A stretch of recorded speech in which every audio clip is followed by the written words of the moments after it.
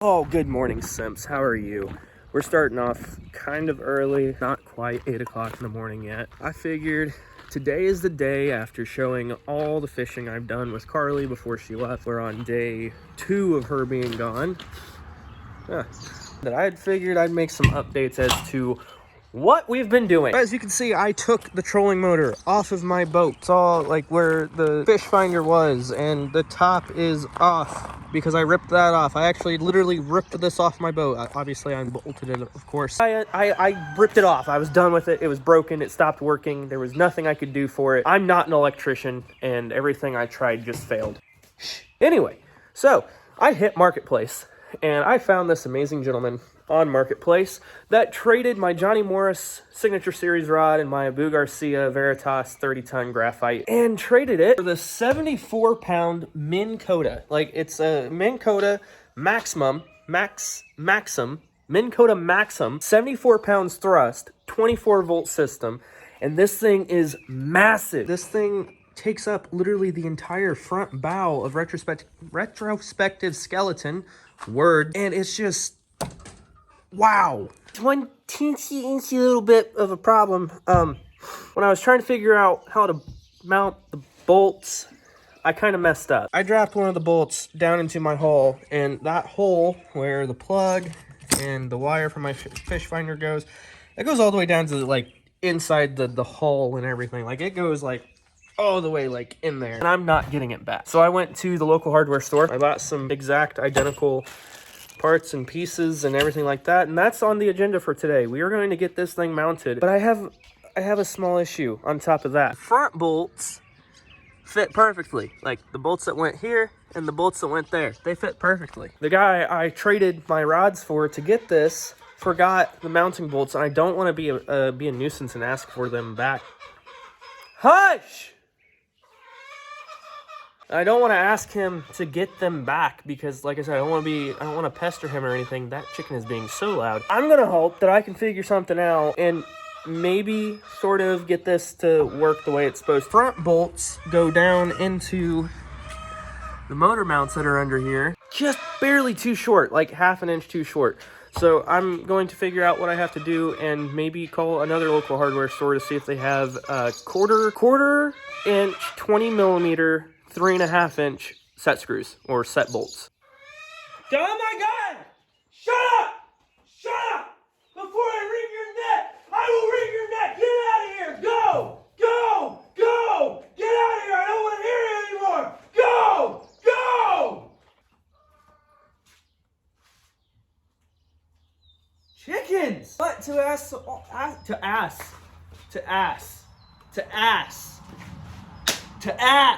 Anyway, to add to the issues we've been having, it rained and somehow my 565 got water in it.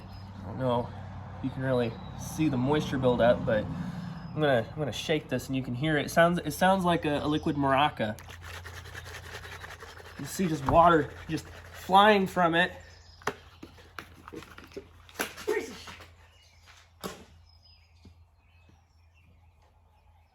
I'm gonna go get that.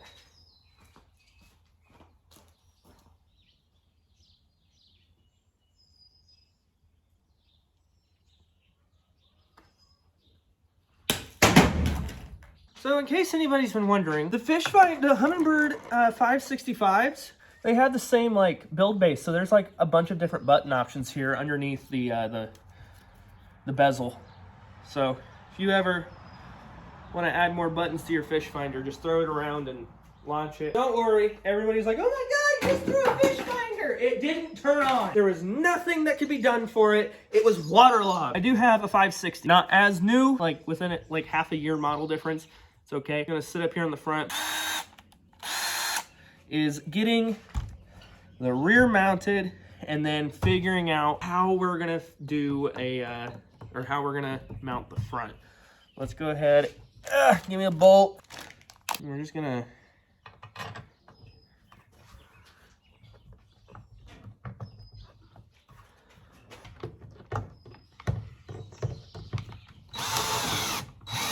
I don't feel like that's set very well. No.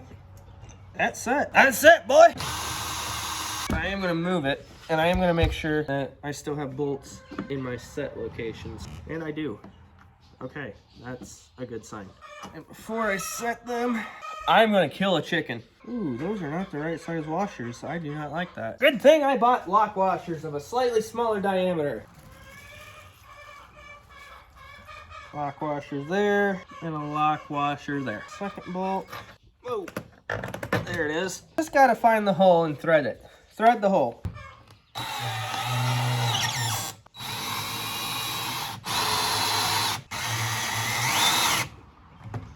Get in the hole.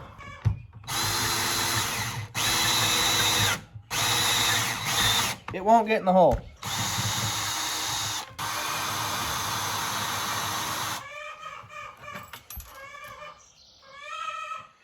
Oh my God! Oh, let me go deal with this chicken.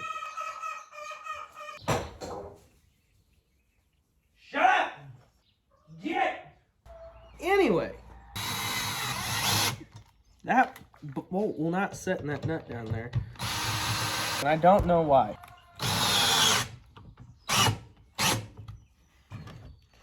Washer was too thick for the little dude. Did I lose the nut out of this one?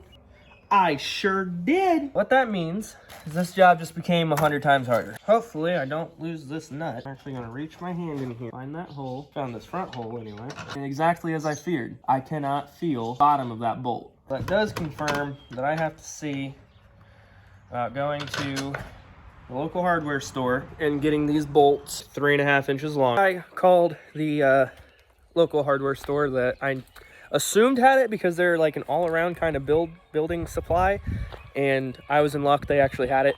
That sun's really bright, so I'm gonna go ahead and head that way and let's get this going. As an update, if you remember, I was having a lot of issues with like the barn swallows pooping all over my boat right here. But what I ended up doing, yeah, it's your children, a tarp, and I just draped it over where they've been pooping. Stopped at the gas station so I can get some fuel for the Jeep. Benji. Hi, Bubs. Hi. How are you? Hi, buddy. You excited to go on a little trip today? Hi, Bubs. We're at the hardware supply store, Builder's Mart, Supermarket, Morsha's Builder's Mart. Not sponsored. If you're local, check them out. Let's get these bolts, head back to the house, and get this trolling motor mounted. And we're back. I actually opted to go with 4-inch bolts instead of the 3-inch bolts, just so I know that when I put these little suckers down in these holes, that I am gonna be able to reach the actual bolt itself. Here we go. Positioning issue. We got a fighter.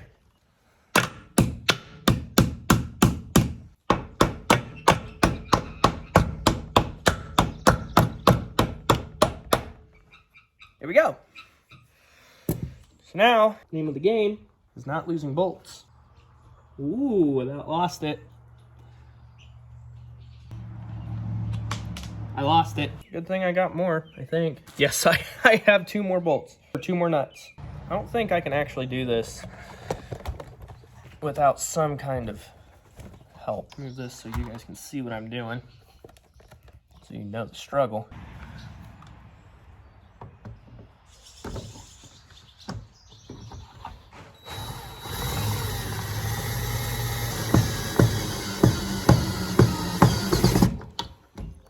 Well, that bolt's definitely not coming out of there anytime soon. Oops. Actually, that's pretty secure, just even with...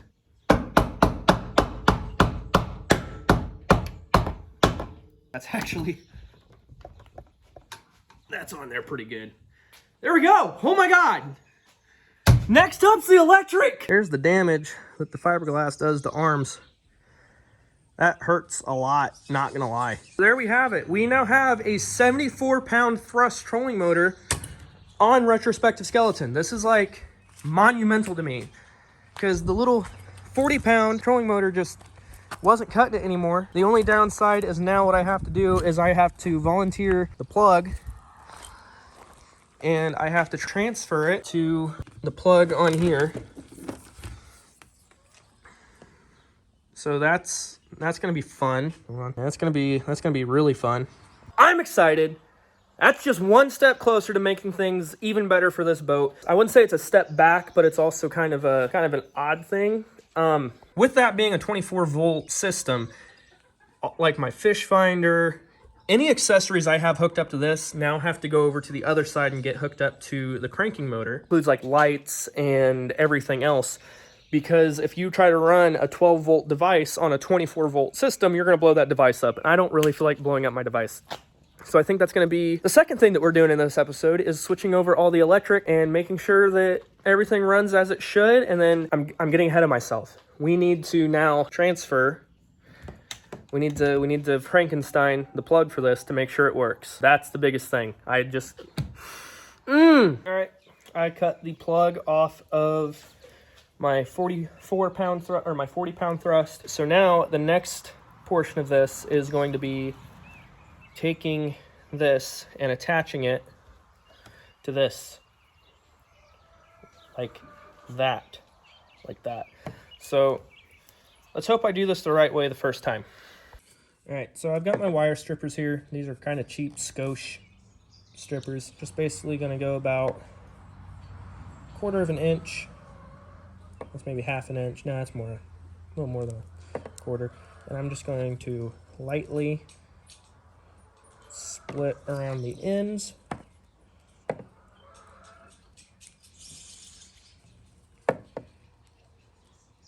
And slide it off. And I'm going to twist that. Just like that. I'm going to do the same over for the negative. Rubber off. And sliding it off. There we go. Look at that. And I'm going to twist that end. So now we've got 2 pretty good ends right here. So I don't have what I really wanted, which was butt connectors that are big enough for this. So I'm just going to go with the tried and true method of just lining them up, twisting, which looks like I'm actually going to have to take off some more rubber if I'm going to do the twist method. All right, so here is trolling motor end, here is plug end, and tried and true, taking the 2 ends, twisting them together, folding them back, and then taking a piece of electrical tape and wrapping it.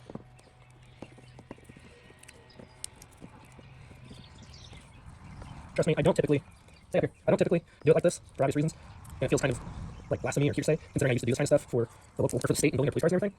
But you gotta do what you gotta do, especially when you're trying to do this on a budget, but you're also trying to do this on a clean budget. Get out of the way. Make a watertight seal, or about as watertight as you can get with electrical tape. And just keep wrapping it real tight. Make sure you get that into that my original folded in. And there we go. And then we'll just do the exact same side for the negative. Clean up the end, make sure it's nice and tight. Let's see what we're dealing with there. Meet the 2 ends of the rubber, really try to get it evened out, and then tight twists. And then fold back. Again, this is not my preferred method. I'd rather have butt connectors. But get some electrical tape on there. Hold it down, make sure it's nice and steady, nice and firm.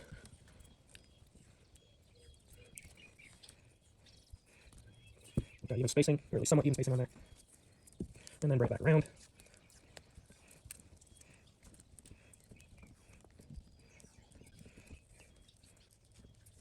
Down that end. Okay, I'm actually going to do one more pass over that connection since it's a little bit of a bulkier connection. Okay, pop that off. Kind of straighten these out a little bit. Okay. This is not my work right up here. Neither is that right there. It'd look much better than that. So kind of straighten these out. Looks good. I'm going to tape these ends too, just to give it more of a clean appearance. And it looks like some of those wires do need to be taped.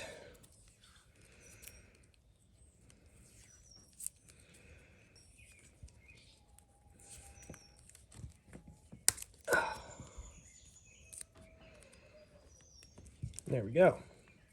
It's a lot cleaner, looks a lot better. Have that split in the middle so I know where both my ends are. All right, now comes the fun part.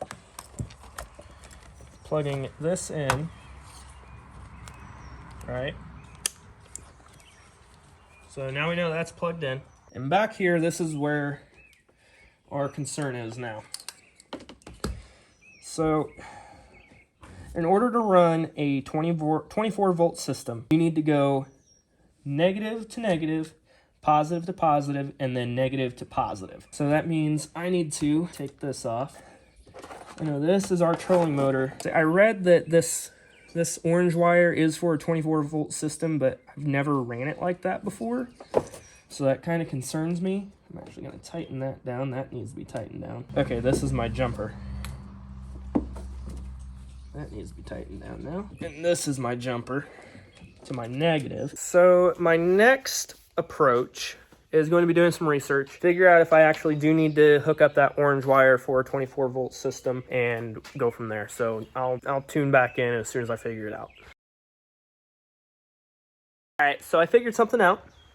Not sure if how I'm going to test this is going to be like the safest option, but what I'm going to do, and again, I'm not sure how safe this is actually going to be, but I'm going to take old battery jumper cable, or one end of the cable, hook it to the negative end, and then hook it to the positive end of the other battery, and see if that creates a 24 volt system or I blow myself up. You're going to be here for it. Trolling motor, negative jumper, positive jumper. Still a 12 volt system. Here's the moment of truth. We're going to take a negative and place it on a positive. Oh God. Ow.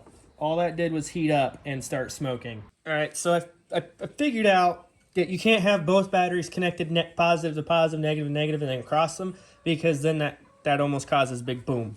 So what I figured out is that you connect this positive to this negative. Each battery reads 12.7.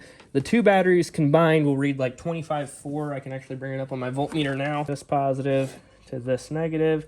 There it is, 25.5 volts. So hypothetically speaking, now that that's running 24 volts across both, this negative, place it here, and this positive, place it there. I'm going to take this, put that one there.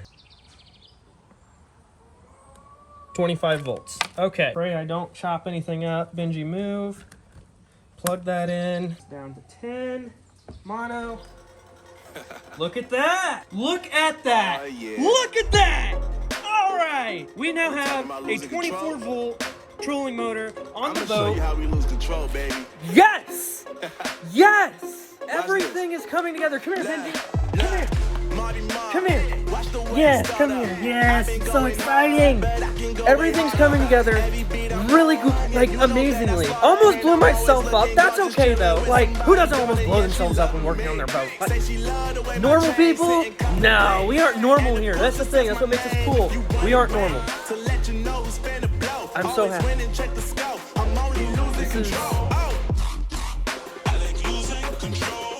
This is great.